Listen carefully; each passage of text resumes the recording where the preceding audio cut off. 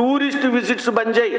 తెలంగాణ అడుగుతున్నది చారిత్రాత్మకమైనటువంటి జన తీర్పు, ప్రజా తీర్పు ఇచ్చిన తర్వాత అప్పుడు ఉండేటువంటి ప్రభుత్వము తెలంగాణ ప్రజలను ఏదైతే మోసం చేసిందో, అవినీతి చేసిందో, అటువంటి అవినీతి పరులను జైల్లో పెట్టాల్సినటువంటి బాధ్యత ఈ ప్రభుత్వానికి ఉంది.